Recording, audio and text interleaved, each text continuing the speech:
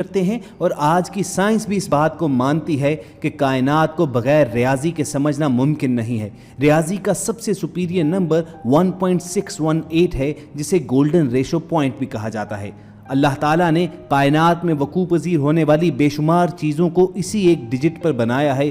حرکت قلب کا ریشو ہو یا کائنات کی خاص تخلیق ڈی این اے، ستاروں اور کہکشاؤں کی تخلیق میں انہی نمبروں کا استعمال کیا گیا ہے، جسے گولڈن ریشو 1.618 کہا جاتا ہے۔ اسی ایک گولڈن ریشو پوائنٹ پر اہرام مصر کی تعمیر کی گئی۔ سائنسدان اس نمبر کو قیمتی خزانہ قرار دیتے ہیں۔ نامور سائنسدانوں اور ڈاکٹروں نے انتہائی وثوق سے کہا ہے کہ انسان کے جسم کی تمام ساخت اسی نمبر کے تناسب میں ملتی ہے۔ انسان کا جسم ہو یا چہرہ، تمام چیزیں اللہ تعالیٰ نے اسی ریشو پر بنائی ہیں۔ اگر آپ کو زمین کا گولڈن ریشو پوائنٹ نکالنا ہو تو وہ مکہ المکرمہ ہے، اور مکہ المکرمہ میں واقع خانہ کعبہ بلا شبہ زمین کا سینٹر ہے، یعنی زمین کا مرکز و محور ہے۔ اگر آپ ساؤتھ پول اور نارتھ پول سے مکہ المکرمہ کا فاصلہ ماپیں تو وہ تقریباً ایک جتنا نکلے گا، اور اگر آپ کرۂ جنوب اور شمال کے فاصلے کو آپس میں تقسیم کریں تو یہی نمبر 1.618 آتا ہے، اور یہی زمین کا گولڈن ریشو پوائنٹ ہے۔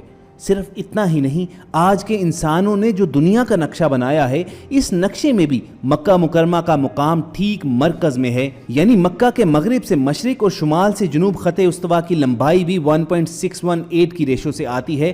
ہم سب کے لیے تحقیق کے دروازے کھلے ہیں۔ گوگل میں اور گوگل میپس کے ذریعے اس بات کی تحقیق کی جا سکتی ہے اور تصدیق کی جا سکتی ہے۔ آج کے اس جدید دور میں کئی سافٹ ویئرز ہیں جن کے ذریعے آپ کسی بھی چیز کی لمبائی، چوڑائی اور فاصلے کو صحیح انداز میں ماپ سکتے ہیں۔ یہ بھی اللہ تعالیٰ کا ایک معجزہ ہے، لیکن ان کے لیے جو اللہ کو سمجھنا اور جاننا چاہتے ہیں، اور جن کے ذہنوں میں یہ بات راسخ ہے کہ یہ دنیا مادے سے بنی ہے، اللہ کا وجود نہیں ہے، تو ایسے افراد اور اقوام کا اللہ ہی حافظ ہے۔ قرآن پاک اس بارے میں کیا کہتا ہے، ذرا ملاحظہ کیجئے۔ سورہ آل عمران کی ایک آیت ہے کہ بے شک سب سے پہلا مکان جو لوگوں کے لیے بنایا گیا وہ مکہ ہے، وہ مبارک ہے، اور عالمین کے لیے مجسم ہدایت ہے۔ اس میں شک نہیں ہے کہ دنیا کا پہلا مکان اللہ کا گھر یعنی بیت اللہ ہے، اور یہ بھی ایک معجزہ ہے کہ دنیا کے جس کونے سے بھی دیکھیں کعبہ آپ کو دنیا کے سینٹر میں ہی ملے گا۔